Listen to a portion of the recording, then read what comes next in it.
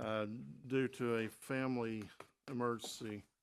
Hopefully, they just keep him in your mind and prayers as we go along. Um, Otherwise, I want to welcome everyone that's here. Unfortunately, we do not have enough for a quorum today, so we will not be able to vote on anything. However, we're going to be here long enough to discuss a few issues and move forward from there. So, with that, we can't approve the minutes either. With that, we'll just move straight to agenda items. As far as the EMS emergency services billing update, Chief Fairbanks. I have passed out the collections report for 21-22.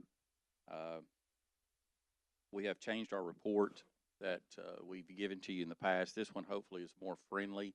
Jennifer worked hard on this one to make it more readable so you can tell what's owed, how many calls were billed, number of responses, and of course we've talked about all this in the past. But hopefully this is a more friendly sheet and version for everyone to break down the collections. Total amount of collections deposited for 21 and 22 were $4,842,006.94. And to me, it's a lot better, easier to read. It's for me personally. I don't know how the other committee members feel about it. Have any of you had time to look at it by any chance?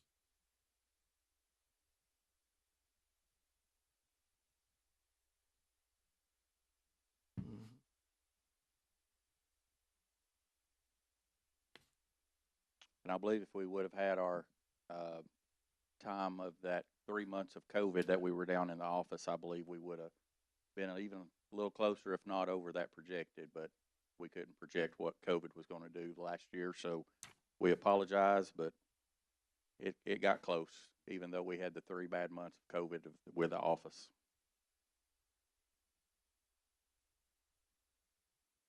Commissioner Cry. John, let me ask a couple of questions. This is the first time I've seen it, but we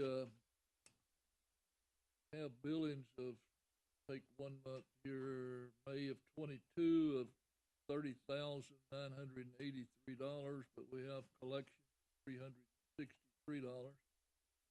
Then we have zero amount sent to collection. I'm assuming that this is prior billings. I'm confused because when you look over somewhere else here, number of runs that we've made, I'm just confused. Can you enlighten me a little bit, please? I'm going to pass to the billing expert back here. That'll be fine. Okay, so the number of responses, number of reports, and actual transports, those are accurate numbers for each of those months because we took that from our medical reporting software. It will track that for us. So those are accurate, up-to-date numbers of what happened. However, the billing portion of it, we're always behind. So what that's saying is, for example, we have completed April. We have completed it all on our end in the office. Digitech, the billing company, has not completed all of April's billing, but as of this morning, that's how much they have billed. For example, for April dates of service. For May dates of service, we are currently working on May. They have only billed that $30,983 for May transports that happened in May. What you're telling us is that we have a billing company that runs their collection 3 months behind. Is that what you're saying? Well, our policy is we don't send anything to collections unless it has gone 90 days with no contact from the patient, no contact, no payments made. I can understand that, but let me back up. Same comment question. We only billed $30,983 are we running 90 days behind time because of bills? We're not quite 90 days. We've actually, we've gained about maybe 2 weeks. At one point, we were almost 4 months, but we're less than 90 days now. So what that's saying, that's the number that I got this morning when I ran the report from their software. We have sent through several days for May already, but that's how much billing they have completed on their end. I appreciate your response. Uh-huh. My only suggestion is we put the afterburners. Well, I can assure you we're there every day. I mean, we're I doing the best we can do. Okay, thank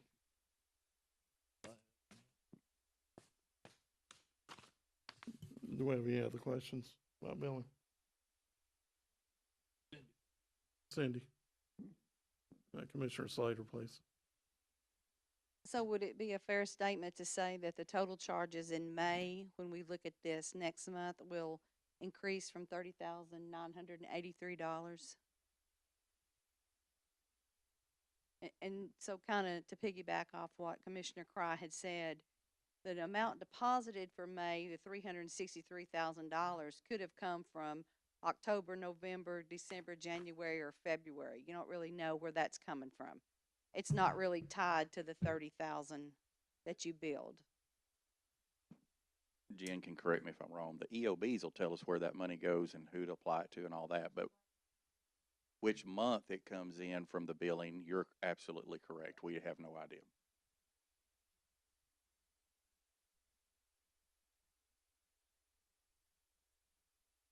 Yes.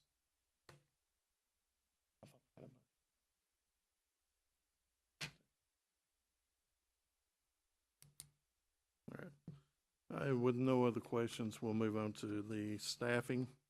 How is staffing doing so far with EMS? Staffing with EMS, if it's okay with the chair, I'm going to let Mike Guerin give his That's fine. report on that.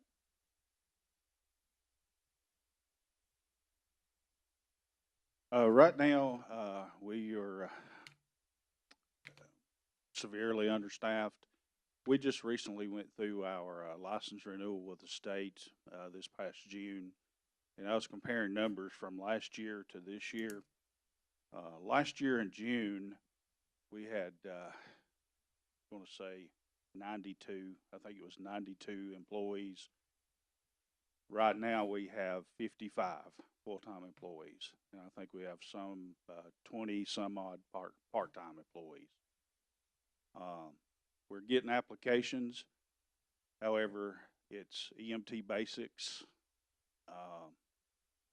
Not had a paramedic application in months. Even after we did the Indeed, we did Facebook, several different avenues. They're just not out there. Sadly, it's not just a Bradley County issue. It's statewide, nationwide. I attribute a couple of factors for that. One, this generation is a lot different than our generation when we grew up. There's not that heart of service out there much anymore. And two, I lay a lot of the blame on our state governments. They are making it just almost impossible for people to go to school. EMS is the only profession, as I know you guys know, in emergency services. You know, we can hire a police officer off the street, send him to the academy. He gets paid while he goes to the academy, then he goes to work. Same idea with fire. You can hire them off the street, train them, pay them, and then put them to work. EMS, you have to have all your stuff up front, and that's all on the individual. And the state and in Tennessee has broken down. We used to have two levels of licensure: EMT, IV, and a paramedic. Well, in their wisdom, they have broken this down into 4 licensures: emergency medical responder, which is a class that the student has to pay to go to. Then they have to pay their fees to the state. Then they have to pay to take the National Registry test. Several hundreds, couple $1,000. Same thing, EMTB. You gotta go to class, pay all those fees, test, pay the state application fee, take the National Registry. So on and so forth. EMTA, advanced, same thing. So by the time you go through all 4 of those and you get your paramedic, you've sunk $25,000 into it, and it's just God's grace if you pass that test. The National Registry, ever since Tennessee got involved with National Registry, I personally have seen a decline in personnel. I'm all for education, but this National Registry testing that they have adopted for the state of Tennessee, nobody knows where that money goes. And that's how they make their money, is on these tests. And the pass-fail rate on that test is ridiculous. So they pay $175, I think, for a paramedic to take this test. 10 people take it, 4 of them's going to pass it. So they have to retake the test and pay that fee. We've got 2 right now who is, I would say, bar none, probably 2 of the best EMTs that you could ask for. They've got the heart, they've got the skill, they've got the knowledge, they can do it all. They cannot pass that test. And they're getting to where they're just, why do I keep throwing this money away? And they're getting discouraged. So this is not a Bradley County problem. We, of course, we're like everybody else. We all have our issues, but I lay it all at the feet of the state of Tennessee, making this, it's a money-making process, and it's killing our profession.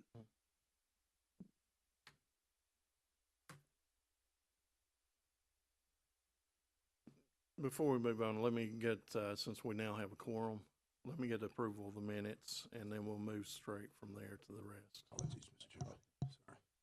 Motion's been made by Commissioner Thompson. Do we have a second? Second by Commissioner Crowe. All in favor, say aye. Aye. Anyone against? No. So motion passes, all in favor. Now let's move back into the staffing. Are we done with staffing as far as, is there any other we need to follow up with? Commissioner Crowe, you have a question? I have another one of these pointed questions for you, sir, so bear with me, all right? Having been licensed in my life as a real estate guy and an appraiser, my home address, phone number, and everything's on file at the state register. Have we made any attempt at a mailing for this southeastern Tennessee region to go after these people that are presently licensed? We have not. We should, all right? Okay. This is gutter warfare, survival of our ambulance service, Mm-hmm. and we should go after it. Yeah. We offer, or did offer, a bonus. I don't know. Yes, we still do. All right. We need to use it. Yeah. Because with vacant positions, we're accumulating what I call a piggy bank. Okay? Let's Yes, use sir. it. Get staff, get these ambulances on the road.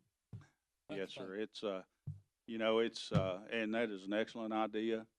The sad thing is, most of these folks, it's like this year at Cleveland State, I think they have a grand total of 6 people that are going to attend paramedic school. When I went to paramedic school in 2012, 2010, we had like 60 people in our program. So there's some out there, and one thing is private industry is taking a lot of paramedics. They can go, just say, for instance, I used to be a paramedic at Bowater. you can go to Bowater, and I sat in a chair for 12 hours and made $25 an hour. You know, it's it's a tough situation. I wished we had some better answers. I know we do a lot in the schools. We've got people teaching the EMR classes. I think even Jeff teaches some at some of the high schools. We're recruiting, trying to get these kids early, but the state is wanting to put the burden off on the counties. Their answer is, okay, Bradley County, set up you an academy, and you can teach your own. And my answer to my response to him was, well, who's going to pay for that? Because we're going to have to hire instructors. We have to have an appropriate facility. You know, that's their answer. They're putting the burden on the counties. And as you guys well know, we don't have money to just throw willy-nilly around for that extra stuff. But I do, that is a good idea, Commissioner Cry. Well, thank you. I think we got to do what we have to do. I don't give a flip if we irritate the hell out of the rest of Tennessee. We got to get our staffing up to date. All right? Yes, sir. I'm quite sure there is a photo of me on the wall over in Nashville because Good. We need to put a crayon on that thing. I've not made many friends over there in the last couple months. Commissioner Thompson. I get back when Cleveland State, I remember us talking something about Cleveland State and what it would cost them to go to school over there for EMTs, and what kind of refresh my memory on this. But when they decided to do that, did we not? You offered a bonus, I believe. You offered a bonus. What, $5,000? We have a sign-on bonus of $5,000. $5,000. Then where did it go from there? Just talking about the difference. They had to still pay a cost of $100 test or something like that. Not only are you paying for the schooling and the books and all that stuff, you're paying to take the test each time. The test is, what he's saying is, the test is hard. It's made up by doctors and nurses all over the world. And it depends on how good your curriculum is and your instructors are. But what it gets down to is if you don't pass that test, then there's another retest fees, and it keeps going. And it gets very expensive. Paramedic school alone is $15,000. That's just for paramedic. You've already had to come from your EMTs and all that other stuff and get all those certifications. And then it just keeps rolling on with the money out of pocket for that person to come do a career that they lose and get disheartened in because they have trouble with that test. And what are we doing to help them over there? Those in Cleveland State, what it's costing, what do we do to help them? Does that come out of your? Well, we partnered with Cleveland State and did the Danny Lawson Scholarship, where we can send 2 to paramedic school each year from Bradley County EMS. So we have 2 in that are fixing to graduate. We'll be sending 2 more this coming school year. But that's what we have worked out with them right now, is we're doing 2 full ride scholarships for EMTs at Bradley County EMS that can go to paramedic school. I guess what is the question is, what is the problem? Is it pay? Paramedics, or are we low on pay for paramedics? Whatever, when you hire 'em? We just went to 50,000 starting out for paramedic. I haven't done a pay study in so long I couldn't tell you. So that hadn't made a difference. I don't know what it is. Of course, everybody wants more money, and especially in our economy at this current time. But sometimes you think it's money, and when you do it, and we did the $5,000 bonus, it didn't make a big difference. We gave a raise last year, and we have got a raise this year. They're not beating my door down. I don't know what it is. Is it job description? Part of it, and part of it is the the willingness to have or they don't have servant hearts. This business, you have to have a servant heart. And you got to want to take care of people. A lot of people use this as a stepping stone before they get their nurse practitioner or their nursing license, or, move into the private industry, like Mike said, with Bowater and Mueller. Mueller takes a lot of people. The industry Amazon pays good for a paramedic to sit up there in a Band-Aid station. It helps those companies with their insurance rates and stuff, so they have paramedics on site. So there's a lot of paramedics in the industry. But I can't answer truthfully and know for sure if it's money that's keeping them from here. What's your recommendation? Try to get, you got any ideas at all? We've pretty much beat our head on the wall. We've tried a lot of stuff. I don't know what the answer is, Mr. Thompson. I couldn't answer that right now without some thought. Well, I didn't know if it was something. This may be something we need to talk about if there is a recommendation. And all first responders, I know, have problems competing with other counties, other cities, stuff like that. So, something we need to talk about. We're going to continue with our ambulance service. We need to, because we got one ambulance in the country. Equipment, everything else. So maybe we need to sit down and try to work out something. I don't know what it's going to take. I'm sure that the revenue is going to be one of the answers. What we can do.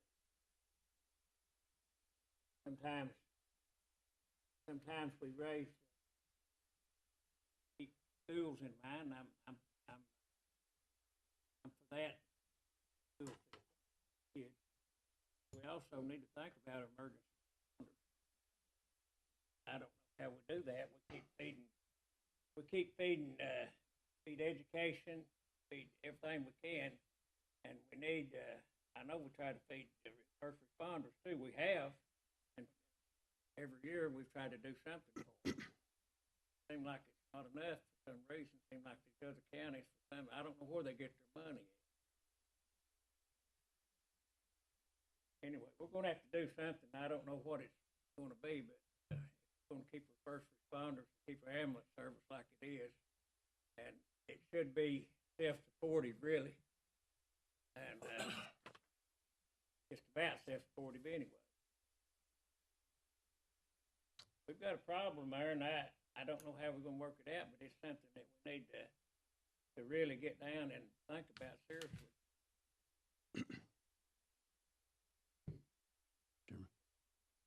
Yes, sir. First of all, apologies for missing this meeting. I lost track of the days after the election last night, so to be honest with you, sorry. We're talking about recruitment here, and we're talking about how you can recruit the future. Sounds the Pie Center at this point, and what you just said about having a servant's heart, having this desire to help people, there's still some space over there. If there's a way to look at some where you can grasp a 15-year-old that's wanting to get out on the road and do all the challenging things you do and being prepared for that, maybe we could look at how the Pie Center could start developing a future workforce for you. Maybe even have people that would love to do this but need a fast track, how that happens. Maybe we should be working with our legislators to make it easier to become a beginning EMS worker, and then you guys take them from there. So there's some fast tracks that happen in higher education where you have somebody that's in a certain field and needs 1 year to get ready to go teach. Well, that's what I do. So I see people that are accountants that go to a school and in a year can come out with a teaching certificate and teach math. So, I mean, there's ways to look at that, but as I said, we're going to have to start thinking out of the box how to do this and start building that group. Maybe we look at, too, the criteria required to be certified through community colleges and all that. with our newly elected folks that are going from here. If we could get some movement on that, where you could get people that are in other fields that don't want to sit at a desk, that have the talent to do the things, how we move them through. So maybe that's something we could be looking at there. But I think there are young people that have servant hearts. We got to capture them. We got to capture them for your program as well as a lot of the other ones. Teachers have a servant's heart. People that go into business and want to do accounting and give people money to buy their houses have servant's heart in a lot of ways. So if we can capture that stuff, maybe. And is there a way to upgrade the 2 at Cleveland State to get 4 at Cleveland State to get 6? We got a new president over there. Maybe we can kind of. Do you have a opportunity with people ready to move to that paramedic letter? Because I know that's a biggie for you.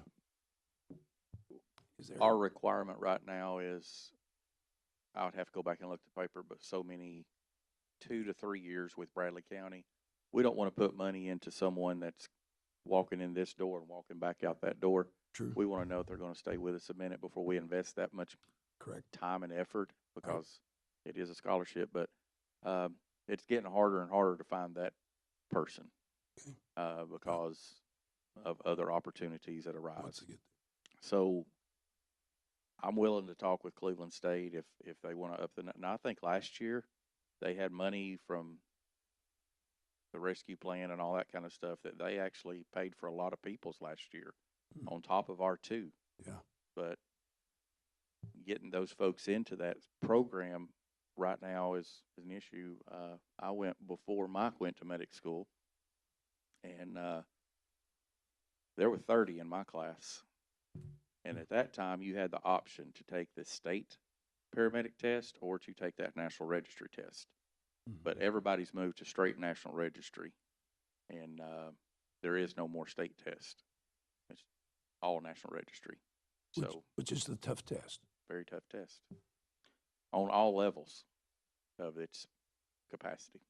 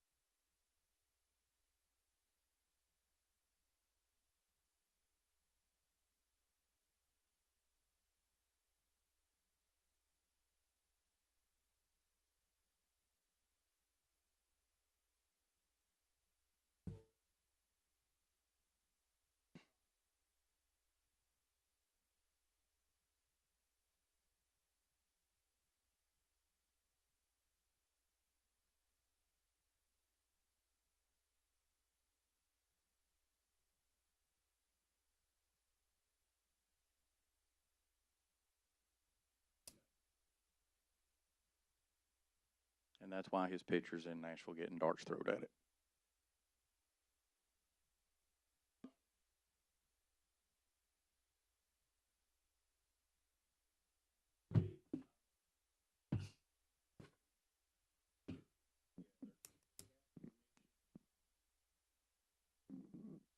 The county leaders and put pressure on our legislators, because I can't quote this verbatim, but from a state educator, I was told a couple months ago that the state of Tennessee is moving toward EMS becoming private. Your rural counties are basically going to end up going away. It's going to be private services, kind of like healthcare, moving away from county-owned hospitals, going into corporations. And it's a political game in Nashville, and the people of our state are suffering because of it.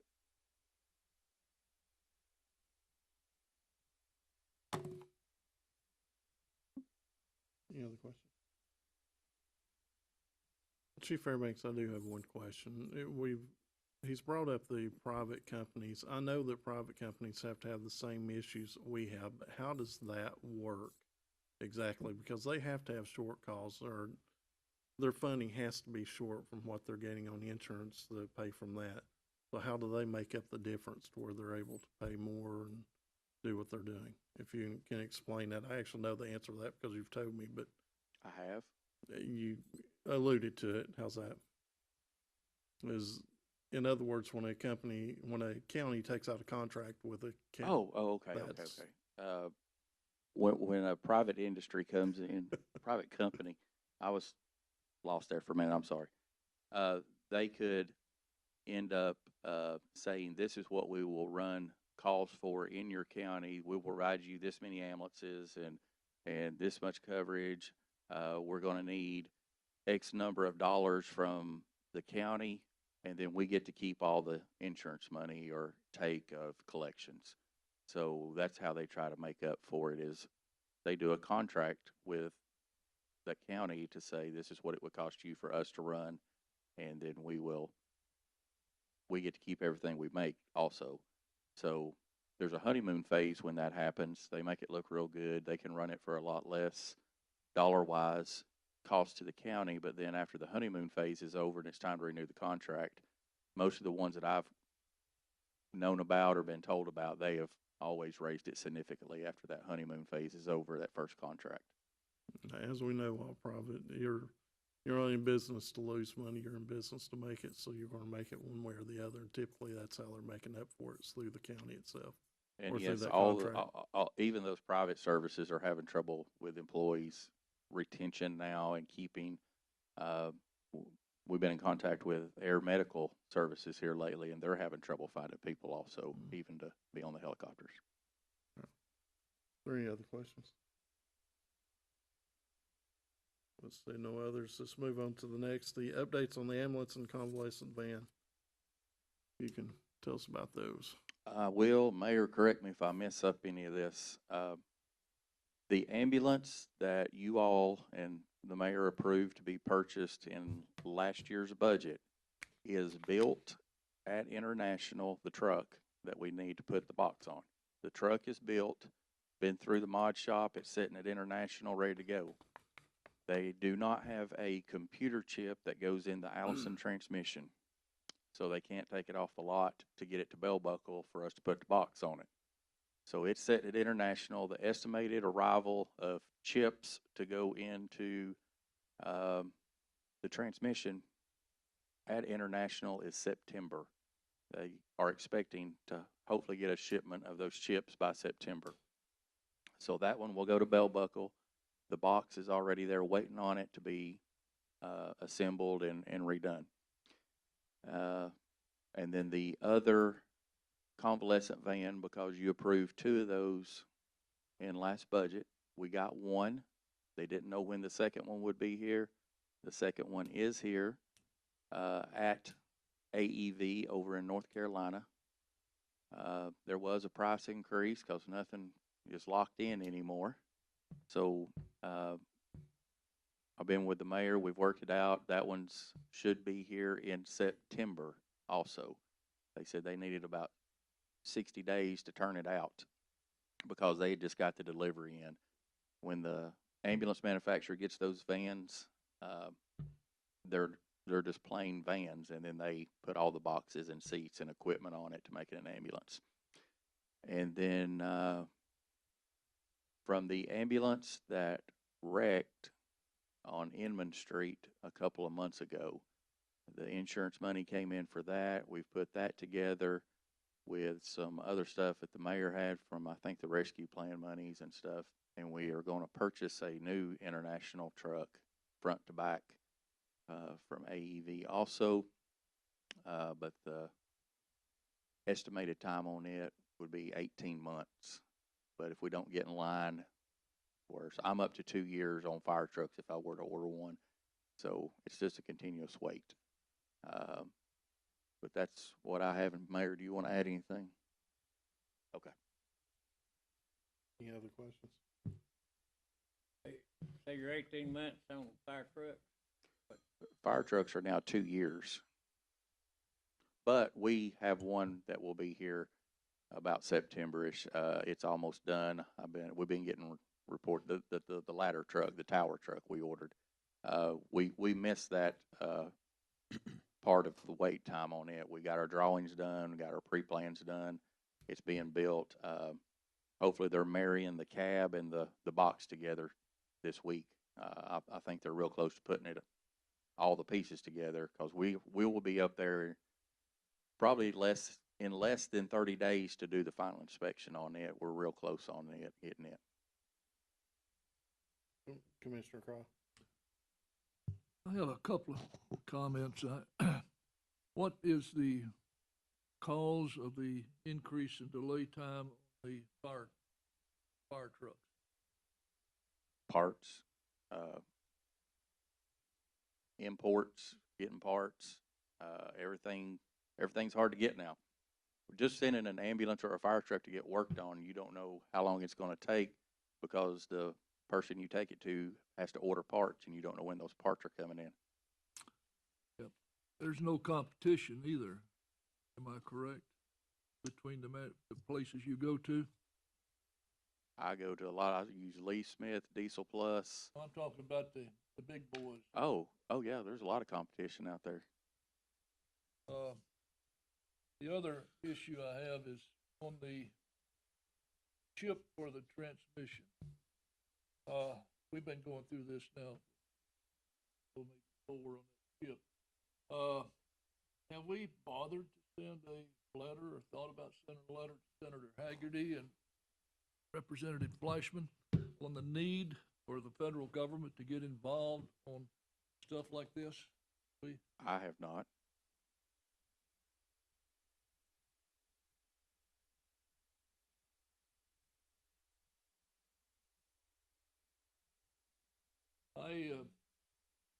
I'd like to make a motion, prepare a letter, send it both to Fleischman and Haggerty on the situation that we have and the importance of someone doing something at the federal government. I'd like to make that. Have a second? Have a second? All in favor? Aye. Passes unanimously. Mr. Chairman, talking about chips, so, I've got a truck sitting up there, been waiting 3 months on a chip. So, not just fire trucks, it's not just ambulances, it's everybody. So, I don't know what the problem is. Probably Biden, I don't know. Anyway, Yes, sir. somebody. Mr. Chairman. Somebody dropped the ball, it's evident. Yeah. Commissioner Winters. You mentioned about the accident. How are the staffing? How are the folks? Are they well? They're Is it doing back? fine. Everybody's back. Is she back yet? September 5th, the second one will be back. She's doing fine though. The male that was in there, he's been back for several weeks now, so they're doing good. Good. Well, we've moved right on into fire department without, on the agenda without moving too far, but as far as staffing for the fire department, how are we doing? We're doing pretty good. It's okay, I'm gonna let Deputy Chief Stewart talk about staffing. That's fine. This time we are 5 short of the full-time employees as firefighters. We lost one to Catoosa County a week ago. He went, and then we've lost some to some disciplinary actions, and one, 2 brothers actually quit, going to move a different part of the south in the country. So, but that's where we're at. We're 5. So we're planning on to getting the process of starting a rookie school. Or, well, that's what I started to ask about, was the rookie school, and it's good to see the new state rep.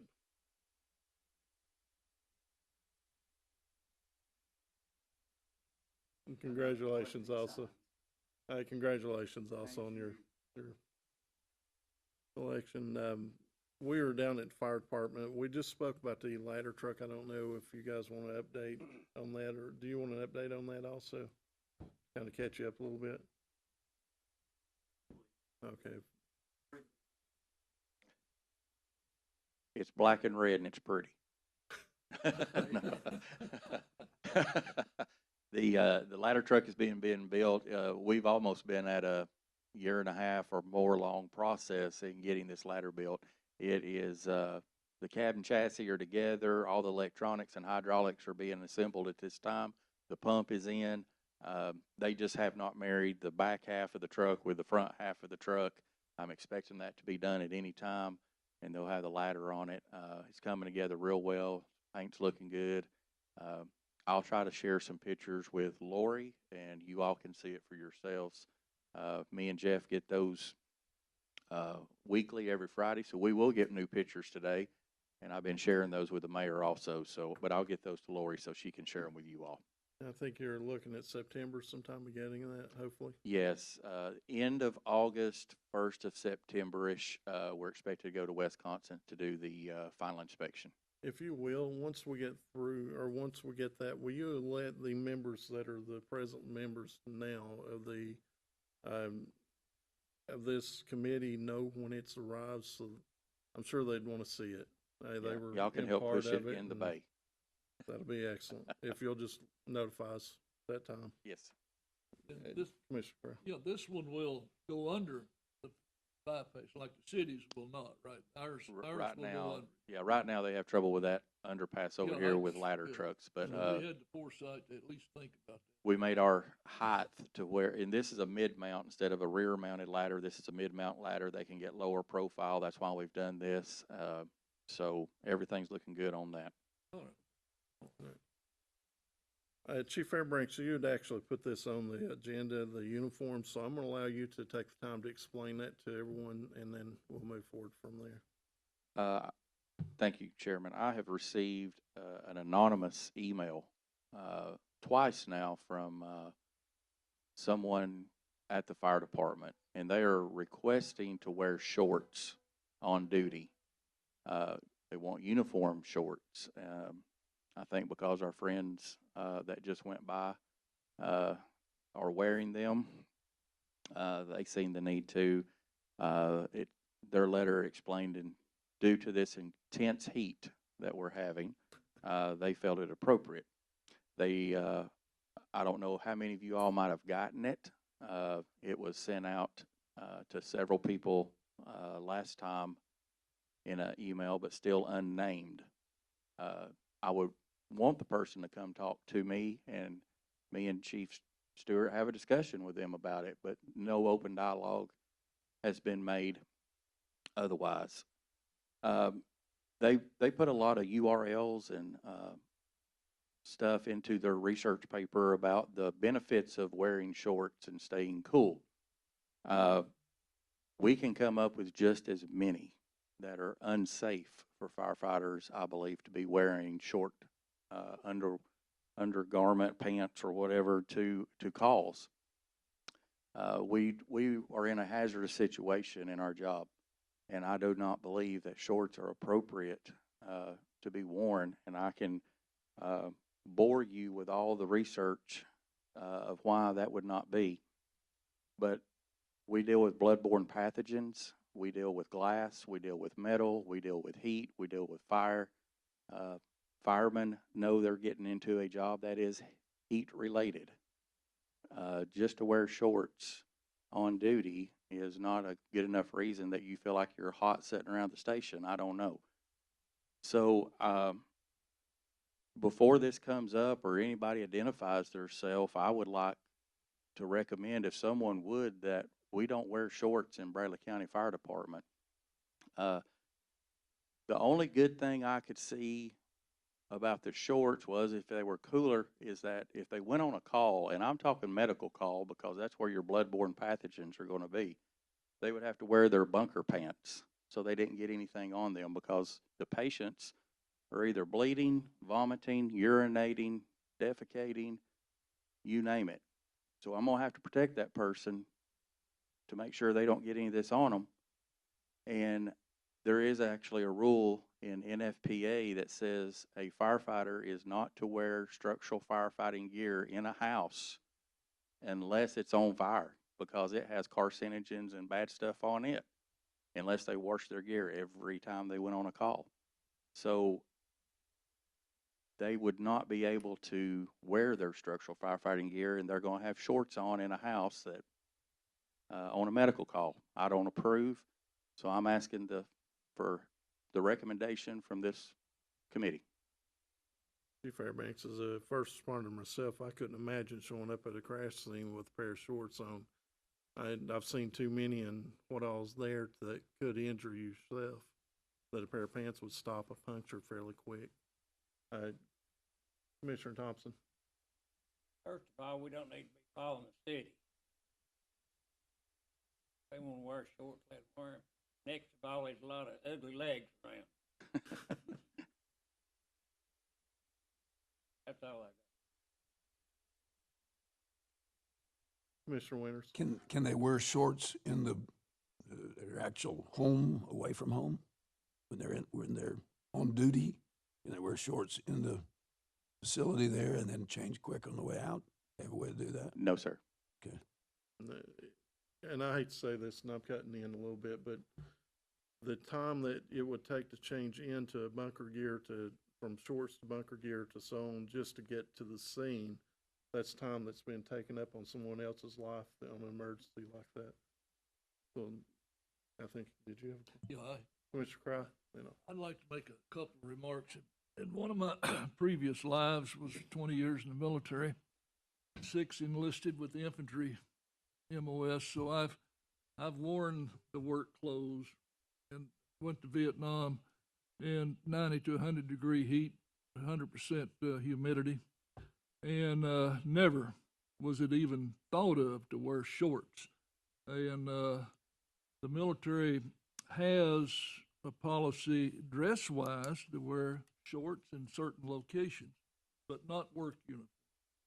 I personally consider it a safety hazard, time-consuming. If you follow up on Commissioner Winters' point on changing, it's time-consuming. I don't want somebody changing clothes when my life is at risk.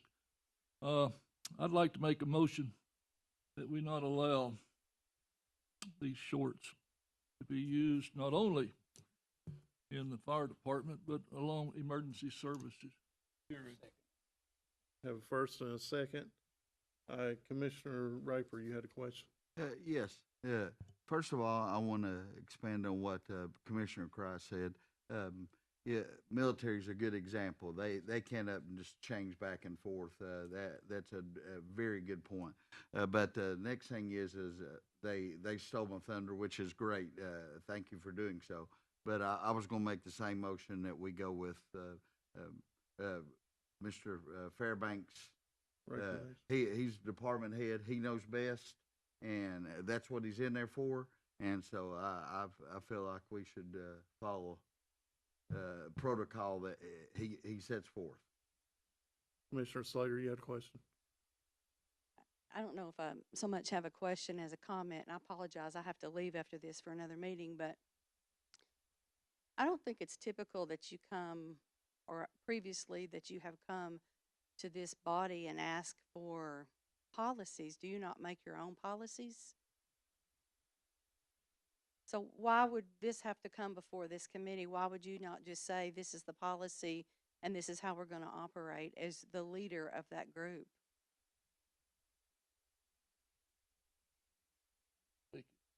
But that doesn't matter to me. If you're in charge, you make the decisions, not this body.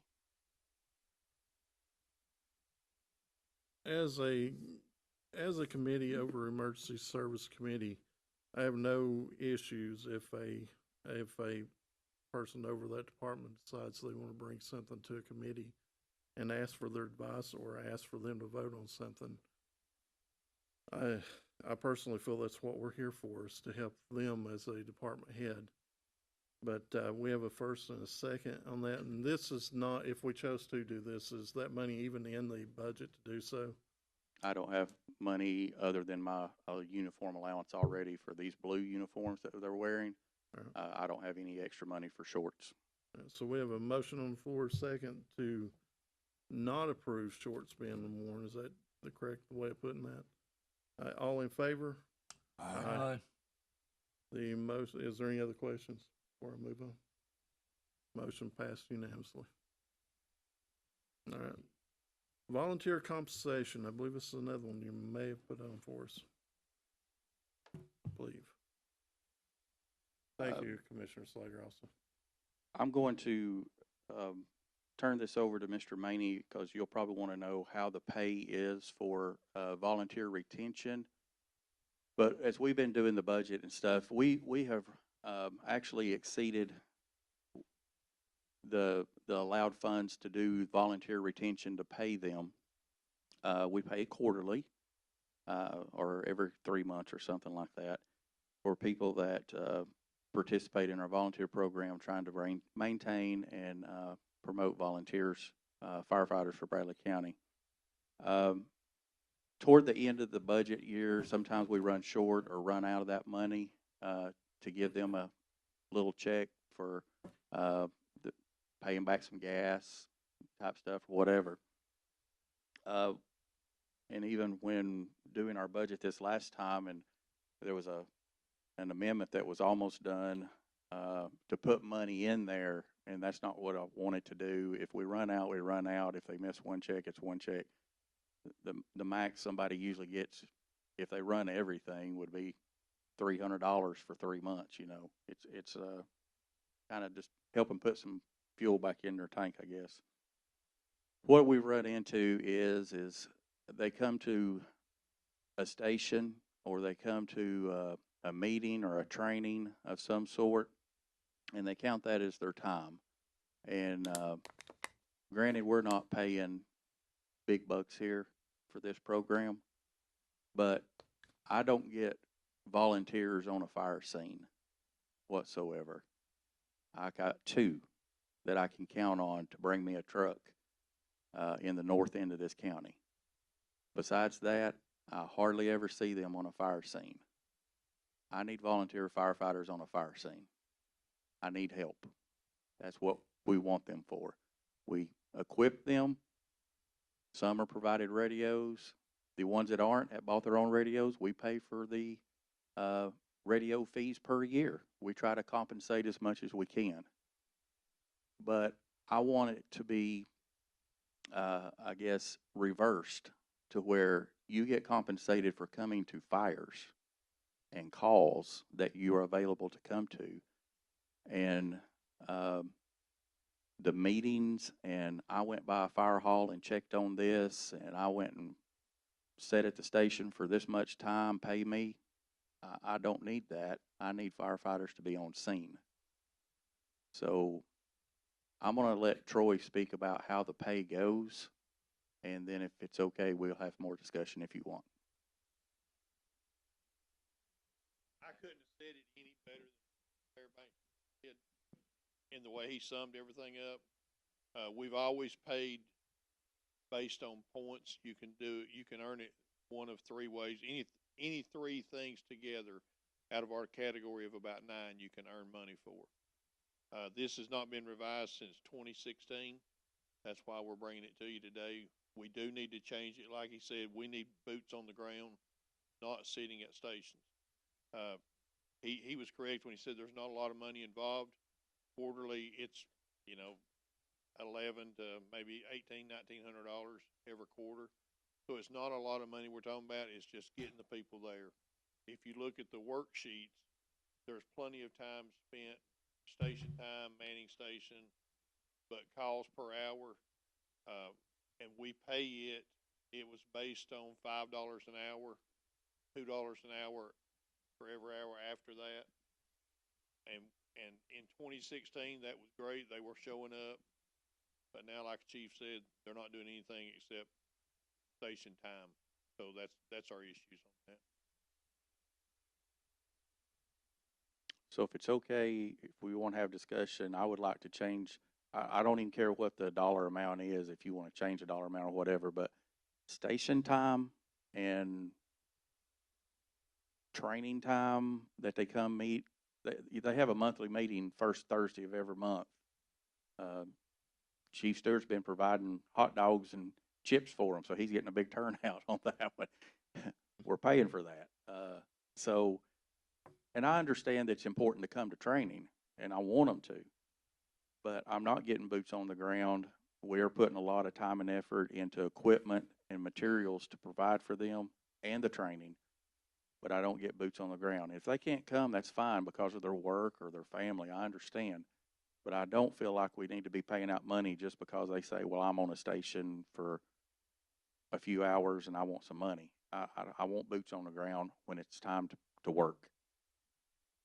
Commissioner Cry. Oh, well, I guess this is my day to talk, so, you said something, Chief Parabanks, that concerns me on the front end. You've already spent your allocation or budgetary amount of money for this year. Is that right? Last year's. Okay, so They didn't get their check for the last quarter for last year's budget. I came up the hard way in life, and if you work, you get paid, okay? Whatever we have to do, if we work someone, they should get paid. That's just my 2 cents worth. The other issue I have is not an issue, they're comments really relating to these volunteer firemen. I can recall about 3 years ago, 4 years ago, we didn't have enough volunteer firemen to even keep a couple of these stations open. Now at least we're worrying now about them coming to training.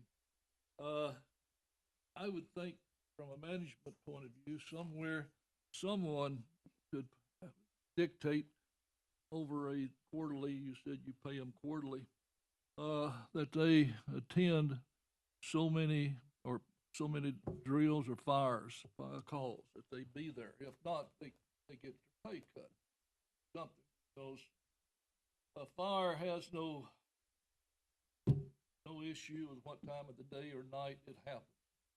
And I would think that they should be put on notice that they get all this training. Let's put some of it to use. And the other thing about the pay, you've got 5 vacancies, and I don't know what the starting salary is for a fireman, but you divide 32,000 or 36,000 by 12, that's $3,000 a month. You've got 5 vacancies. That's $15,000 a month. I don't see an issue on money, okay? Move it from one budget line to the other with the mayor's concurrence. But if they're going to go through all this training, they need to put it to good use and make sure they at least respond to a fire call a quarter or 2 fire calls, whatever. That's up to you. But I can vividly recall we were having serious problems on volunteer firemen. We don't have that issue apparently anymore. We're worried more about paying them. That's just my remark. Commissioner Thompson. I think probably that was this thing from the beginning, volunteer firemen. And at that time, we had a lot of volunteers. They paid nothing.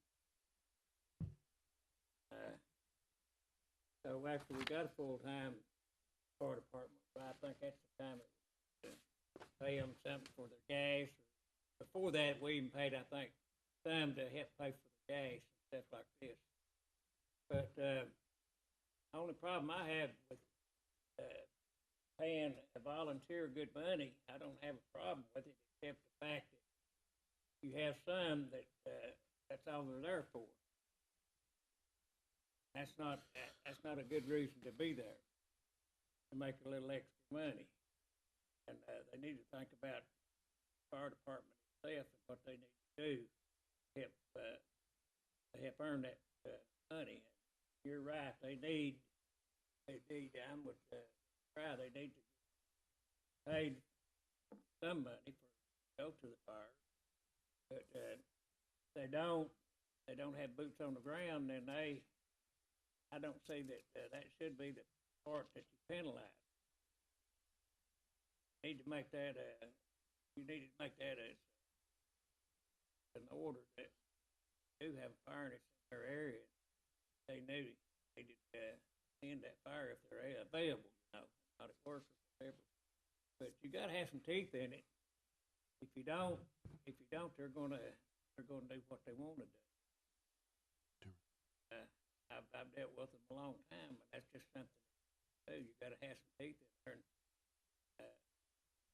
tell them that's what they gotta do. And I know that's gonna make it harder to get volunteers. Still, that's the reason we got a full-time fire department too.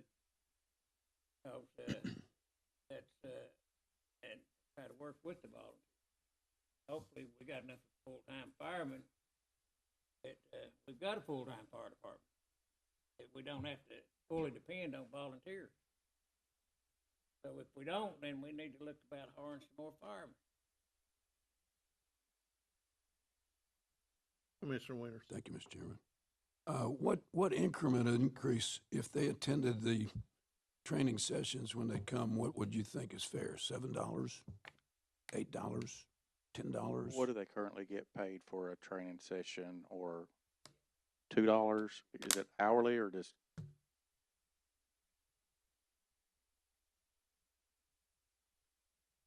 Okay, so they're getting paid $2 To go to a training to go session? to training session, and if it goes over an hour, they're getting another $2 or whatever. Well, what if they go to a training session and they get paid $5 if they come to work with you, or they get paid $7 if they come to work a little while? And tie your training to an increment when they come to actually do what Commissioner Thompson's saying, boots on the ground with that. If they come with boots on the ground and they've been to training session, they get X dollars. What should that be? $7? You're saying if they combined and do all their training and put Well, boots on the ground? If they go to the training sessions you request they go to, and then show up at an actual fire, then pay them $5 an hour or $2 an hour. Or I think Are we two. currently at 5 or for fires, 5 per call? So they're already getting 5 per call, 5 per call, 2 per hour after that. and you want to increase that 5, or you want to pay the? I would increase coming to a fire call or just a call in general versus what they get paid to sit at a station or say they Okay. went by that So station. if they did training sessions and come to that fire, what should they be increased to? $7, $10, $7.50? 7 to What would 10. it- 7 to 10. Yeah, I'm good with that. And you got the funds at this point, it's been said to that. Mr. Maney just made a good point. We're paying a part-time person that has all their certifications that wants to work like a Saturday or something to fill in. We're paying them $10 an hour. Okay, so you want to pay them this trainee a little less, I guess, than that. No, I'm good with it. I If don't know. a volunteer is important, Yeah. there's been times that those 2 volunteers I've talked about from the north, Yeah. if they wouldn't have brought us a tanker truck or another piece of equipment, it would be a lot harder. Okay. I want the volunteers. I want them to be there. I don't think it's fair to the county to pay out for them to come to social club meetings, Yeah. training sessions, Yeah. whatever you want to call them, Yeah. and not showing up for fires or fire calls that they are eligible to go to. We're putting a lot of training, let's say, and we're putting a lot of equipment into it, but we're not getting anything out of it. Okay. They're not fulfilling their end of the contract. So you recommend a figure, $7.50. $7.50 sounds if good. If they've that's been- what you want to recommend. If they've been if they've gone to training sessions. If they have to have so many training sessions to be allowed on the fire ground. Is there any type of requirement that within a month they have to go to so many fire scenes to be to be on the volunteer? Why not just put something like that in place, and that will eliminate a lot of that? Or you may lose all your volunteers, one of the two. No, I don't want to lose any volunteers. I don't want us to pay out county tax dollar money because somebody said they went down to the Maroon Branch Station and sat for 2 or 3 hours. I don't have no way I'm not saying anybody's lying, but that didn't, I volunteered. I volunteered for 5 years before I got started in everything. I didn't get paid a dime, but I enjoyed what I did and I wanted to help my community. Commissioner Cry. I'm just in amazement. We're serving hot dogs and whatever at training sessions. I never heard of such a thing, but I think that's a management issue on these training sessions. That's your job, to get this under control. They need to train it, all right? God help us if we're not training them, and they need paid for it. private industry, they pay their employees when they send them to training, almost without exception. And we have that responsibility for our employees. I look back, it's a responsibility of the management, make sure they do their thing, and if we're gonna serve them a damn buffet out there, hell, we need to get something out of it. Any other questions? Can I follow? Oh, go ahead. Commissioner Thompson?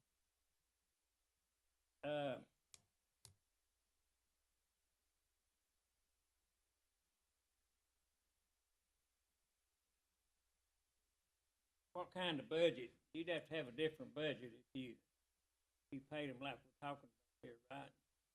I don't believe so. I got a line to pay it out of. I'm good with that. What I'm asking is let's lower or keep the same for training. Just because you went by a station or just because you're an officer doesn't mean you're entitled to money. Because some of them have titles as lieutenants and commanders or whatever. They get paid extra a month for doing that position with no responsibility in my book. So I'm willing to pay for training, and I'm willing to pay more for fire calls. Let's say that's $750.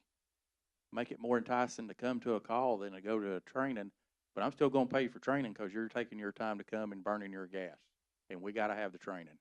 So, but all the other little frivolous stuff, I guess I'm wanting to do away with and just wanting approval that you all think that's the right thing to do.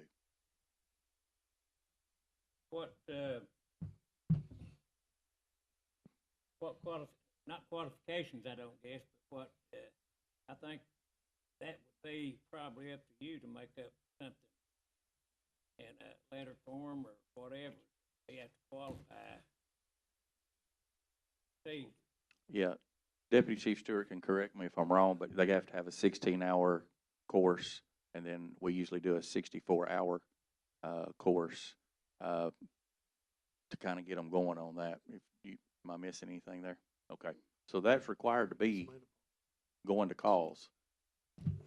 So we're just wanting to cut out some of the frivolous stuff that the volunteers are receiving compensation for, that I feel like, and that's personal, I guess, if I say frivolous, because I spent a lot of time at the Charleston Fire Hall when I was a volunteer, but if I could have wrote down time and money for it, I might not be here today. I might be a millionaire. Who knows? So, Chief Fairbanks, I believe that if you had something drawn up that this commission or this committee could see after you get done with that policy, if you can bring that back, I don't think you'd have a problem with having it voted on. I'll bring it back to the next meeting. But just, if you will, I think that this committee is happy with raising the amount as long as it's in your budget and not Yep. going to cause any problems. If you want to add whatever you're going to add, just let us know. I'll And- put that in proposal form and bring it back to this committee. I think you'll be fine. Thank you. Commissioner Alford? Just a question, clarification for me, Sean.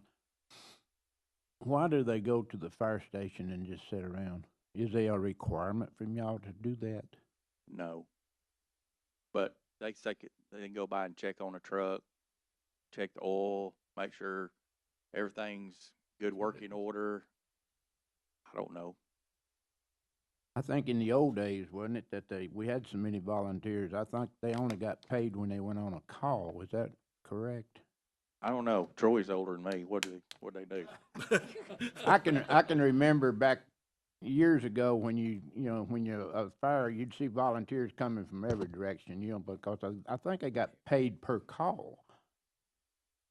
Well, and that's correct. They did back then. And we're still kind of doing that now. Like the chief said, we're just not paying. We want to pay more per call. And some of the ways they can earn different money is some of their station duties, maybe to come and wash the trucks, stand by during a storm, stand by if we've got a major fire working somewhere else. A lot of times they'll man those trucks. And the way the policy's wrote now, they get to count that. So with what he's wanting to do is let's pay them to be on the ground working and not standing by a station. 'Cause a lot of times they'll stand by and we don't know they're standing by until calls over, and then they'll say, oh yeah, I was standing by up in Charleston. We didn't know that at the time. That clarifies it to me to some degree, but I agree with Chief here that we do need to stop the frivolous stuff and up the call money. We'll fix that policy and bring it back for review. I think that'd be perfect. Thank Okay. you. Commissioner Cry, you had a question? Oh, I just want to go back and touch on an earlier point. I have absolutely no patience if you run out of money and overspend your budget. No excuse for it.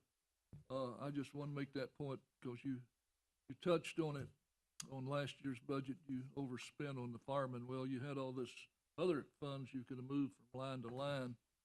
I just don't have patience for spending more than we're allocated, I'll be honest. I just wanted to make that point. Commissioner Thompson? I don't have a lot of patience when I run out of money myself.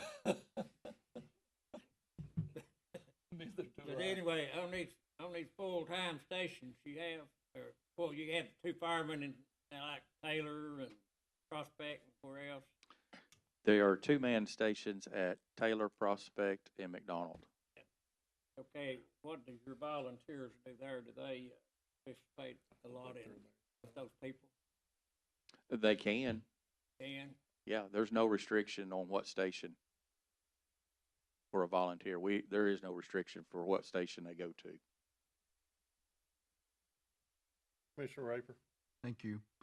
Mr. Fairbanks, in your report, can you include also the fact of, you mentioned at times that they may come in and make extra money washing a truck. Can you list like amount of times, so that way you say washing a truck may take 2 hours, but I took 5, so can you sort of on those extra duties, can you list the amount of hours so that we can have a good idea what we're talking about? Yes, sir. Thank you. I think are you not planning on taking that out though? Yes. Okay. So it'll be easy. Is there any other questions about the volunteer compensation? Well, so seeing none, let's move on to other business. Anybody have any other business? Commissioner Cry. I'd like to talk about a thorn in my side and use it correctly. I've been to the hospital in the general area of the emergency room. I've noticed a number of our county ambulances parked there. Not at the station as they should be or on call, but they have parked there. And I'd like to just remind everyone, there's a federal law on this. Once a patient arrives on the hospital's property, the patient is the legal responsibility of the hospital. Hospital staff can ask EMS personnel to remain with the patient if the hospital staff is too busy. Hospitals have a duty of care to the patient under federal law once on hospital property. EMS personnel have no such duty under federal law. Once a patient arrives on the hospital property, the patient is the legal responsibility of the hospital. And I'd just like to emphasize that. Now, we've gone through a bit of a business of talking to them at the hospital on anything over 30 minutes. We charge them. I thought we were going to bill them, but we haven't yet. And I think each one up here has a copy of this. I have a couple of questions on this. How much per hour did you come up with to arrive at what we're billing? In our discussion we had with the hospital, Mr. Hughes was in attendance, Mr. Lewis was in attendance, I was, Mr. Freiberg. Discussions with them were that the ambulance wait times after 30 minutes and no movement of patient from ambulance stretcher to hospital stretcher, After 30 minutes, a $300 charge would incur. Then every hour after that, another 300. Um, the reason we come up with that is if an ambulance is on standby for a special event, that is an estimated dollar amount of what an ambulance is missing out on per hour generating. Which, to help you, Commissioner Crowe, I'll go back in time for you. That meeting was actually on July 14th. If you'll notice on the printout, I've actually formally requested to get that because we have started keeping up with times and amounts and so on. If you'll notice, that started on July 18th. All of us have that, and you'll see that bottom line by the end of it is, I mean, we're less than 3 weeks, or it's what, 3 weeks away since that meeting, and they assured us at that time that within 20 minutes, was it, they would have them off our stretcher. Here we are at $30,000 worth of bills if we were billing, and it doesn't look like it's getting any better. I see one time here, 2.5 hours. I see two of those actually, 2 hours 35 minutes, 2 hours 25 minutes. It is a disservice to our community, our citizens in Bradley County, that are the taxpayers that are voting for this, or paying for this. The hospitals, and this is not for Tenova alone, this is all hospitals, are privately owned. I'm not in the business of using taxpayers' money to fund a privately owned business. I think it's a disservice to our citizens over that. The other fact is what got me interested in this was that we'd had an issue where a person at our local sheriff's department had a heart attack. They call it the Widowmaker. We had an ambulance that we called in for an ambulance. The ambulance said it was going to be 30 minutes before they got there. The more I looked into it, as we found out earlier, we are severely understaffed. We had several units at the time up at the hospital. Those units should have been out and picking up our patients, not taking care of patients that belong to the hospital. So that's what got me on this ball. Now, under that, I've asked Miss Stacy to come in today because she can explain a lot of this herself. I have requested a lot of information from her, and by now we've got to know each other fairly well because of it. And thank you for working with me on this stuff because it is difficult to understand without having somebody there also helping you through some of this stuff. But first is move on to the billing. Yes, we did have that discussion. The intent was given that we could start billing. I said, however, we're going to bring it before this committee and then move it from there. So with that, I'm going to allow the committee to move with the billing however they wish. Can I? Yes. Thank you. This thing here is 2 pages long. Like Mr. Hughes stated, it goes from July the 18th through July the 31st, and there were 77 billings. All right, for a total of roughly $30,000. What makes this significant to me, I've been around here about 8 years now, and I recall about every year we're about $1 million off the projection with the ambulance service. Now that to me is indefensible and has to be corrected.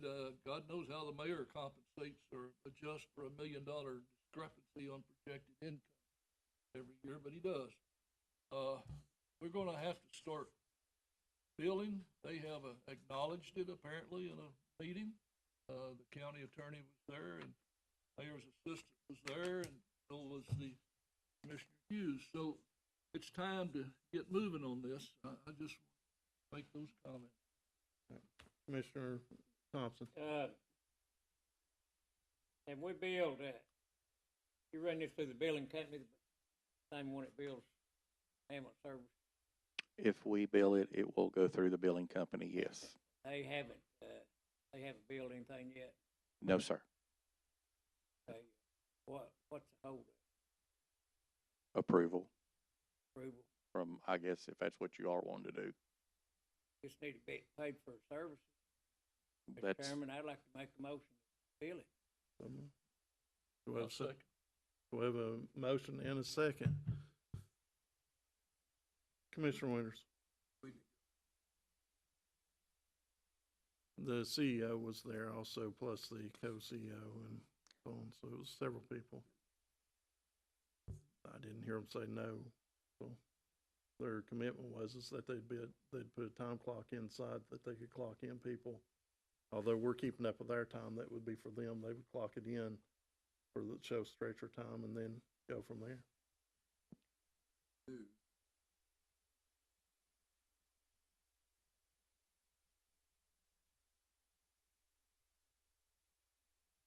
Yes, it actually gets bigger than this, and I'm gonna ask Miss Stacy to come up because to explain this. There's also an issue where this has been going on for years, where insurance, after hours, a patient has been called, or where they're calling for us to pick up a patient at the hospital. They're not verifying this through the ambulance, or through the insurance agency, which in the end, we're being stuck with money. Quite honestly, we pulled a sample selection of that, and I think it was 51 calls from the billing company already, $56,182, and that was prior to the meeting, about a year long, that we had no funds come in for, over just not verifying it through the insurance company. Since this meeting, from July 21st to July 31st, we have already had 8 more. There's no dollar amount on this to show the amount of it, but 8 more that has come in that we are honestly not being paid for through the patient or through the hospital at this point. So, Miss Stacy, do you mind to come up here and sit next to Adam there? And then, Adam, I'm sorry, did you have something? Go ahead. Yeah, frankly, I think you need to be careful with where the direction of this meeting is headed in terms of a decision without consulting with our county attorney. She and I were both in the meeting as well, and each of us came away from that meeting with a much different perspective of how that meeting went than what's being discussed. It was briefly mentioned to the hospital staff that this was a possibility and that it was being discussed, but there was no negotiation, there was no agreement. In fact, after the meeting, and as late as last week, they are under the understanding that this is an issue that they wish to work with us on.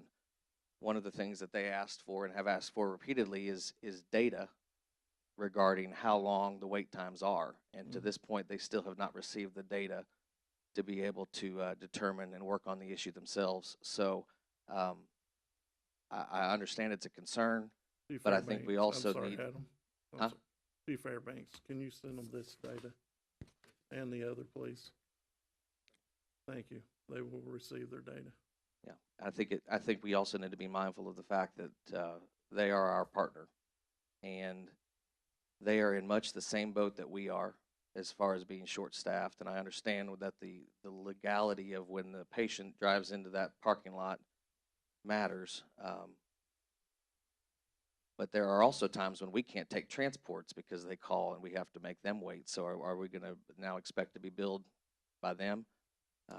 Mr. Lewis, that is actually their patient at that hospital. understand that. As far as our concern is to the citizens of Bradley County. Quite honestly, if that officer had died after being left there for 30 minutes with a widowmaker or heart attack, who do you think would be liable for that death? Do you think it would be Tenova, which is privately owned, or would it be this county that is owned by all citizens and taxpayers? I understand that. I just think that you need to be careful about making a I decision in agree this with committee you, but I think our without discussing this with responsibilities, Crystal. I think our responsibilities are to the citizens of Bradley County. Be The sure you're best I being can legal understand- is all I ask. By my understandings from the county attorney, they can be charged. Everything I've said and researched myself, they can be charged. Mr. Chief Fairbanks, I felt like after we moved from, or left that meeting, the intent, because I know I said it numerous times, of the intent and what we were planning on doing was thoroughly understood. If I'm in mistake with that, please correct me. So a motion's been made in a second. Does anybody want to remove their? No, but I want us, something else. Yes. Hold on. First of all, they're short-staffed, I'm sure of that. And that's not our problem, that's their problem. They're by themselves, it's not a Bradley County hospital anymore, it's Nova. They didn't want Erlanger, and they didn't want Memorial in here. They don't want no competition whatsoever. So if they don't want any competition, they need to do the job or grow enough to do the job. If the county grows, they need to grow. But, you're right, if we stay over there so long, that needs to be put in writing or whatever, and we need to bill them. Their place to pay that. And, I'm sure it would be our place if we were in their. So, I think we need to bill them, then we'll go from there and see what happens.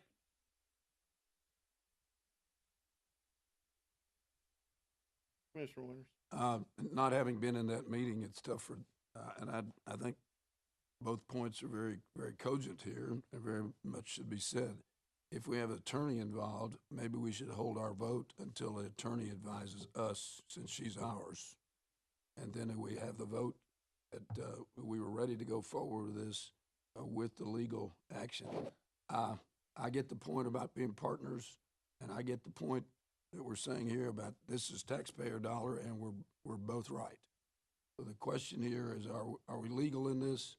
And if we're legal in this, we go forward. If we're not, then we have that next meeting, and we do exactly what we've said here, that there is a remuneration that has to be made by the hospital, and we expect that to be done and move forward. But I'm not being in that meeting, it's awfully tough for us to determine, and if there is a legal question of where we go with this, with both partnerships involved here, maybe we should hold this vote until we get further information. That's all I got. Commissioner Thompson? Can we not go ahead and vote on this, let the county attorney handle it from there? We'll see what her recommendation is. Commissioner Winters? I think once we commit to this, we're committing to them paying through a collections agency $30,000, and I think that may be where the majority is at this point. But maybe we should ask the legal reference to that, and then even in that, let the partners that we're talking about here know that we're to this point, and then we meet next week or whenever after we get legal information and we know what our partners saying they're going to pay. Because you have the other side of this question of their concern about some of the things we do. I don't know. I wasn't there, but in that whole scene, I'd rather have a little more conversation than a litigation. Commissioner Winters, to help you out, I had actually originally requested them to come to this committee meeting. I was told quickly that they would not come to a public meeting. So therefore, even if we sent word and they sent word back, how do we know what they're really saying? It's coming from somebody else. So there's no way of ever knowing what they're going to say. The truth of it is it's not about the money. It's not about wanting them to pay funds. Truthfully, it's more of them wanting them to just do their part and do their job. They are leaving our citizens. And it goes back to a disservice to our citizens. We have people that are laying in homes now that is our responsibility that we can't get to because we have ambulances on their property with their patient. So that is where my issue comes into. If they just do what they said about the 20 minutes, we wouldn't be discussing this now. But it goes back to what I was saying. The other is where they're not verifying insurance. There is one charge in here for one patient that went to Turkey Creek up in Knoxville. I have this paper right here. That is $1,700 that we personally eat. They had the same documentation. I showed it to them. Here you go. I'll pass this down. See all the.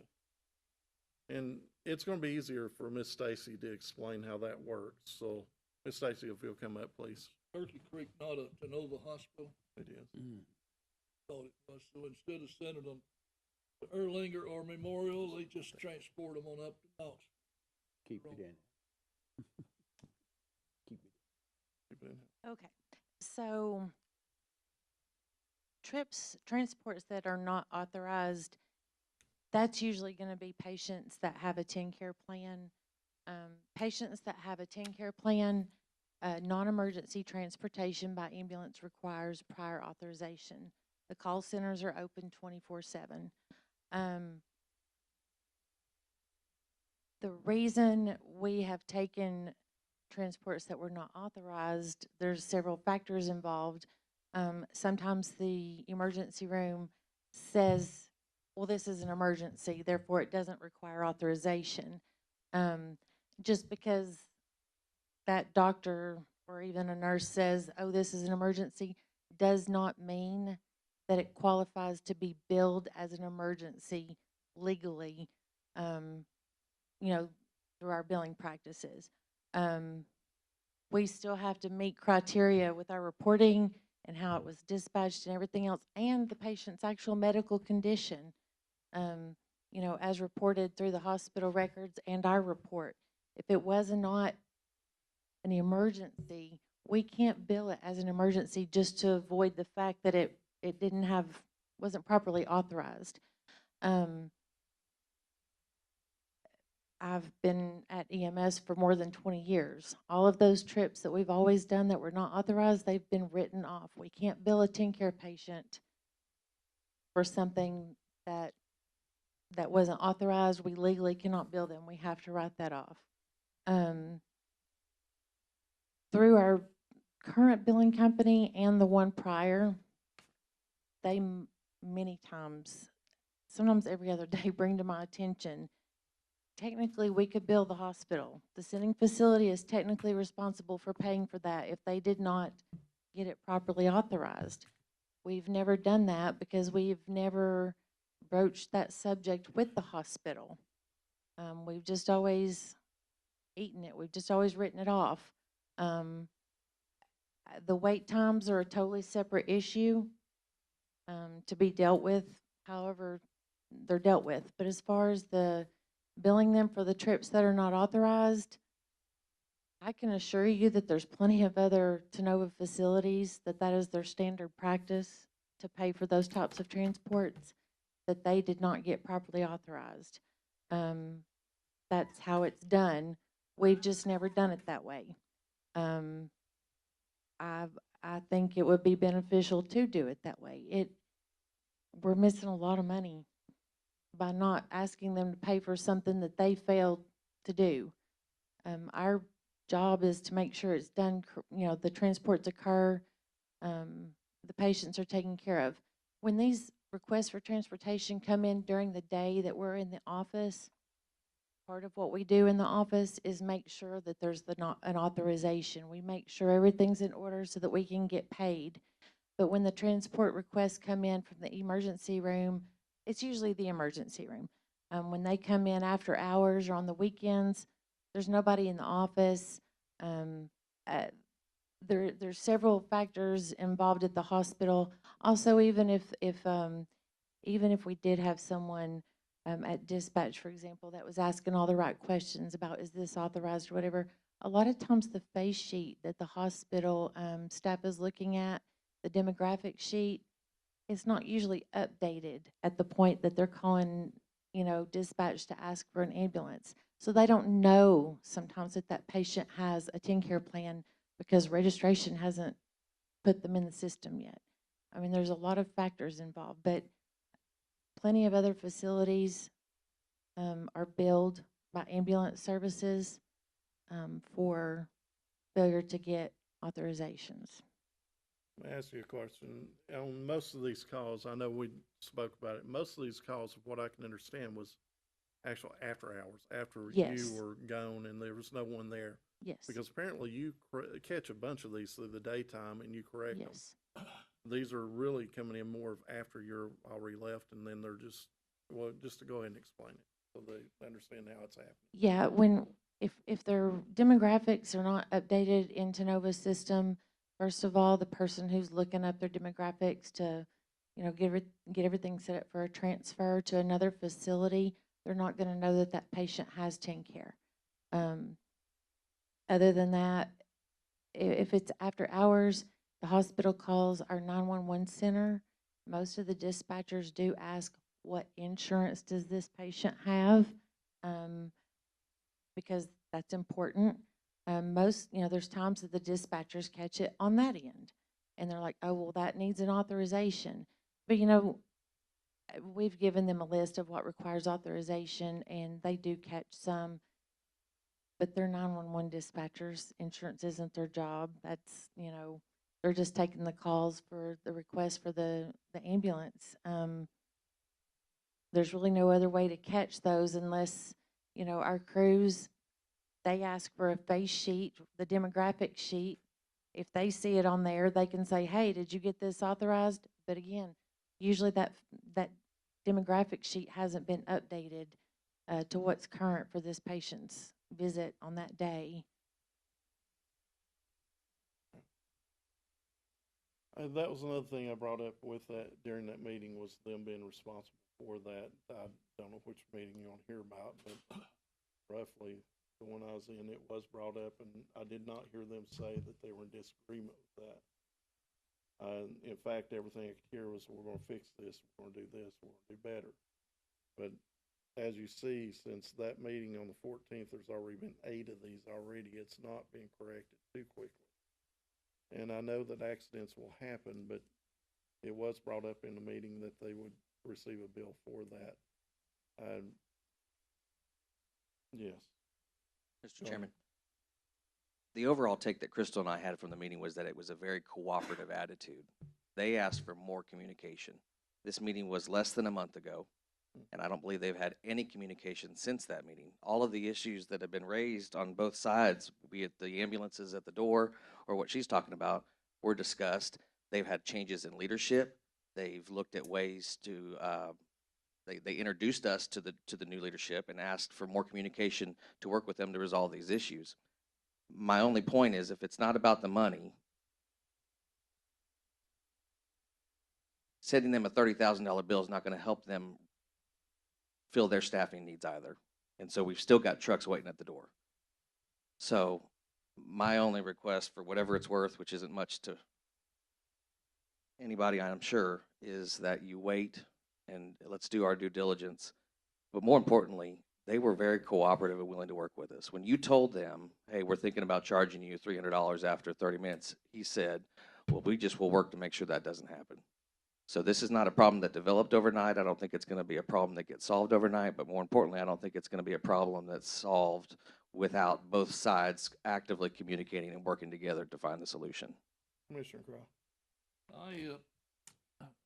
Yes, let me go back here a little bit. The attendees at this verbal meeting was the county attorney, assistant to the mayor, Commissioner Hughes, Fairbanks, the chief operation officer, and the president of the hospital.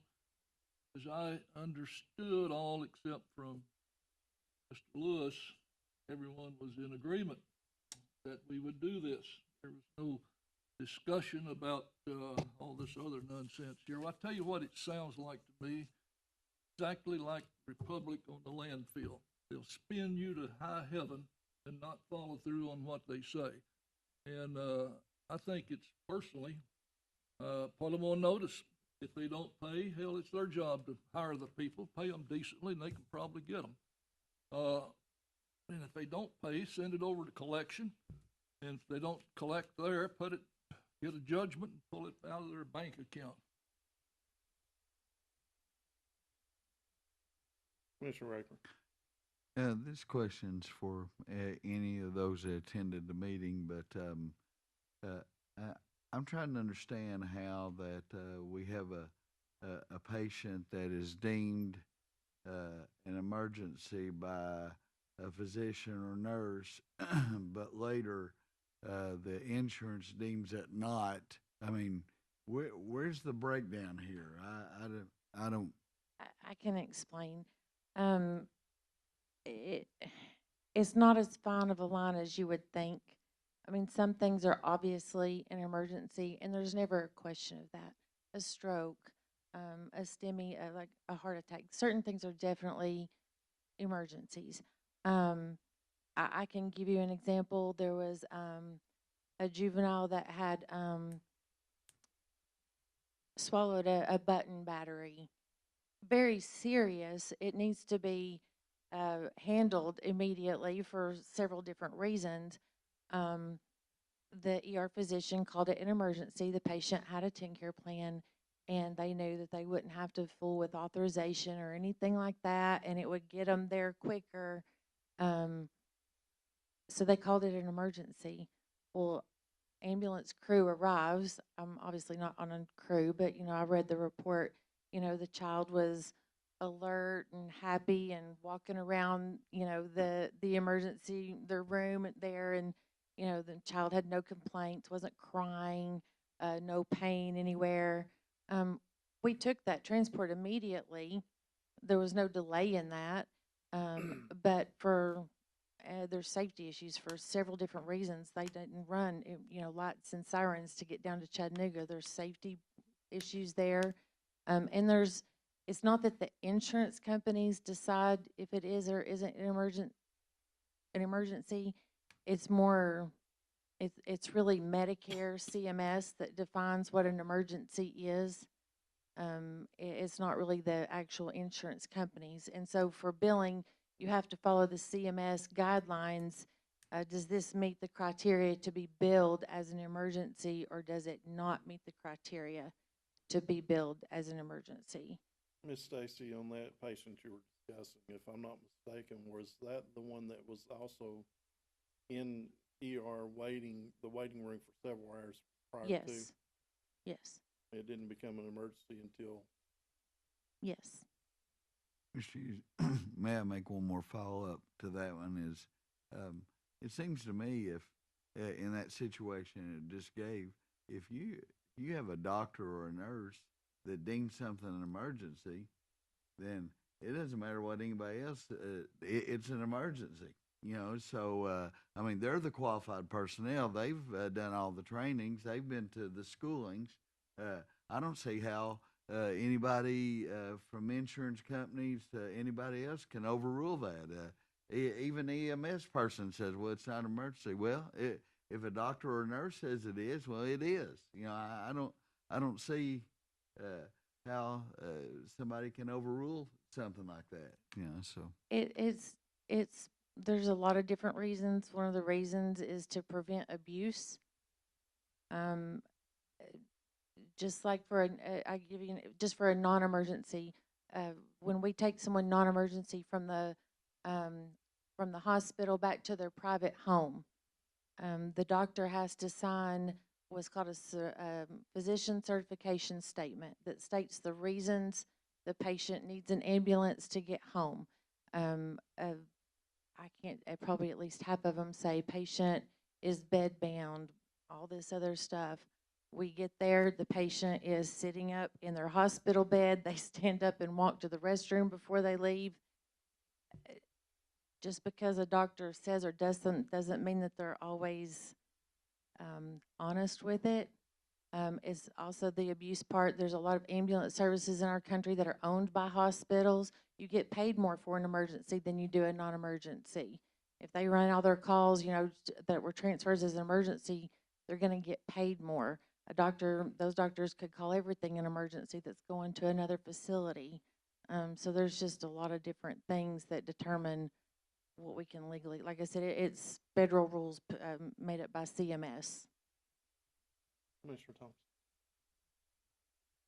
Listen, after all this discussion, what I understand, hospital is using their ambulance rooms, and they're using their paramedics to take care of them. So the bottom line is that they're wrong. And that's all they're doing. They're using their ambulance, keeping them there, and the paramedics, people taking care of them. So they're just using them for room. So I think, we had a motion there, we got a motion on the floor to bill them, and I think we need to bill them. I don't care what they say. They'll tell you everything in the world. Been around them a long time. They'll tell you anything in the world, but the best thing to do to get their attention is to bill them.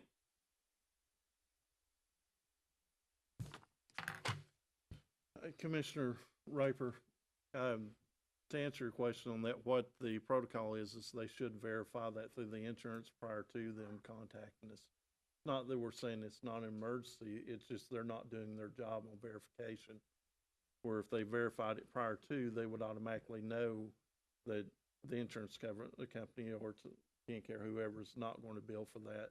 So they could easily well, in this case, saved us money because the actual ambulance service is not charging the patient for that. Patient is not the one that's calling, it's the hospital. So therefore we end up eating that bill or eating that money. But that's really what it is they're just not doing what protocol is set forward. Yes, sir.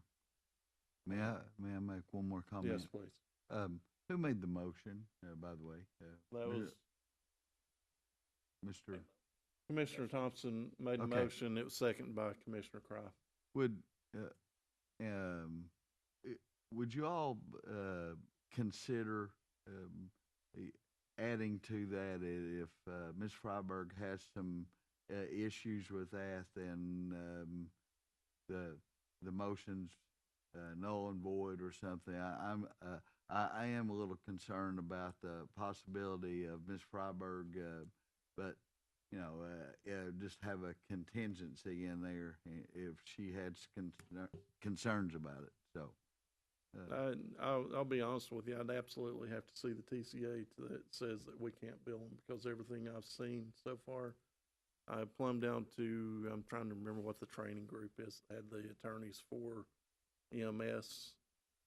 EMS 1 had attorneys that dealt with this issue, and even they were saying that it can be charged. And quite honestly, we're not the first ones to bring this up. We're not the only one that's having this issue. Commissioner Winters.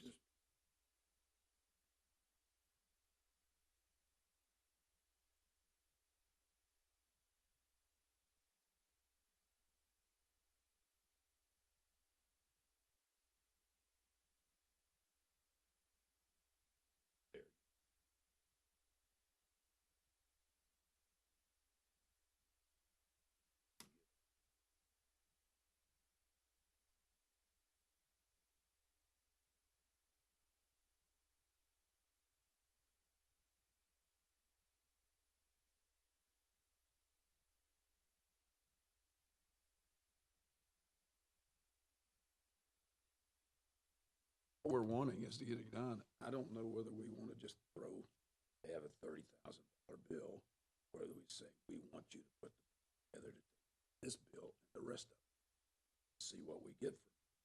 Then we,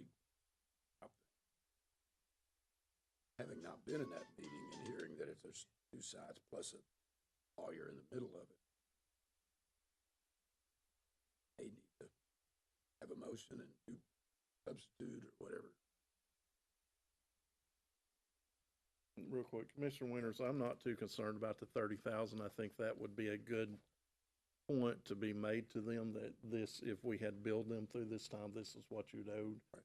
You had made the statement that you would correct these issues, including making the statement that you would buy a time clock that would clock in these patients. There's really no need to have this issue right now. There really isn't. But Commissioner Alford and then Commissioner Cry.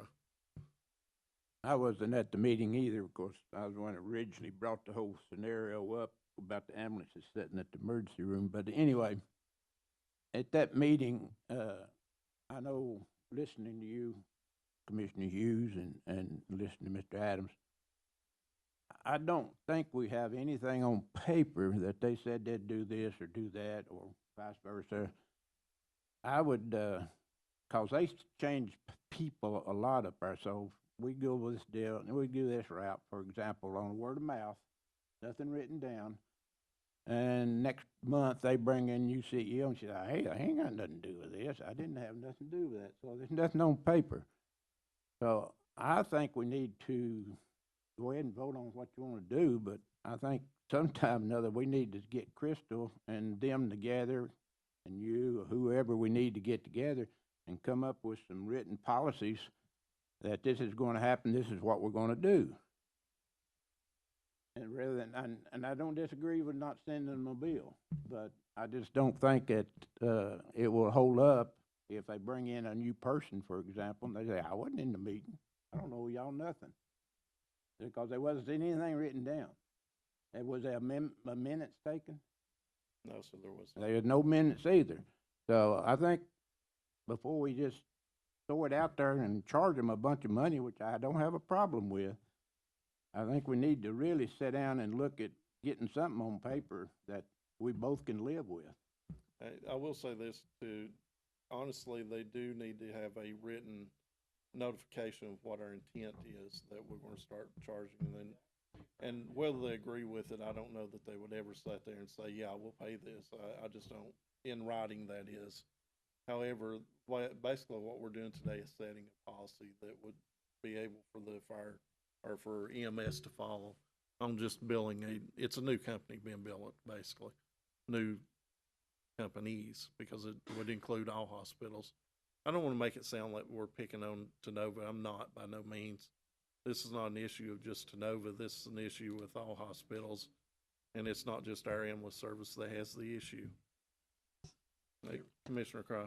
I'd just like to add, this is basically standard policy for many municipalities or counties that have ambulance services and deal with hospitals. They are aware of this. As I understand it, there were certain individuals on their side that made the verbal statement that this is ongoing. We don't do it here, but at other places that they own, they pay. I am like Commissioner Hughes. I'm not hung up on the $30,000 because hell, we've been dealing with $1 million every year, so 30,000 is not that critical at this point. But I'm for passing this, maybe making a substitute motion that we start on the 15th of August and send them a letter to that effect and send them a copy of what it would have been in roughly 2.5 weeks in July that they would have owed us. From talking to people that have been to Tenova, the facilities are great. The problem is personnel. They've got one floor closed down. They've got another floor with one RN, the person I talked to, and they've got one RN at most of the time in the emergency room. Outside of that, I don't know. Their bureaucracy might be the problem in not hiring people. But I'm all for voting on it. I might want to, if Thompson agree, we put a letter. I know this subcommittee here, but I wouldn't mind doing a substitute motion. Just what Alfred said, that have this motion tabled to a future meeting. Look at the parameters of that meeting. What was actually said in that. Their commitment. Move forward. All right. Real quick. Had a second, or a substitute motion made by Commissioner Cry. Does anyone want to second that? Sorry, So, I didn't know it was a substitute I'm about motion. to go back, because I believe we all have to vote on that first, and then vote to make the, yes. Are you seconding? You want to I think Commissioner Thompson made the original motion. Yes, Bill, it has to be approved by you. and I seconded that motion after listening to Commissioner Alford. And Commissioner Hughes, I made a substitute motion that we delay the collection until 15 August, implemented it. Interim, we send them a letter along with a copy of what it would have been in July. And that was my substitute. Okay. Okay, so you got a second with that, so everybody's agreement with the substitute. Commissioner, Only thing I'll say, I'm gonna vote for it. If I've got a hospital bill up there, if I don't pay it, they sue me. First thing they do, they send you a letter and sue you. Now you tell me that's not true. ain't much difference here. I agree with you, we'll take a little more time, but, I think we've had enough time. $30,000 may not mean much to y'all, but it does to me. Taxpayers. I do believe also, to correct something, as far as, we were talking about the emergencies earlier, what the actual billing would be for, it's for the, not doing the pre-authorization on those, not necessarily the emergency itself. So that's just not being done. That's what we were actually discussing. But anyway, a motion's been made, seconded, all in favor? Aye. Aye. So, motion passes unanimously. I make, Oh, go ahead. now that we Commissioner. voted, I would like to ask our new state representative, congratulations. Put this on your itinerary on doing something about this when you get up there. That's your first deal. We'll give you something to start off with. Bring back a report. Congratulations. Carry them papers with you. All right, I do believe unless there's other business, meeting's adjourned. Thank you. Woo, what a meeting. That's all right, we got some. Thank you, Howard.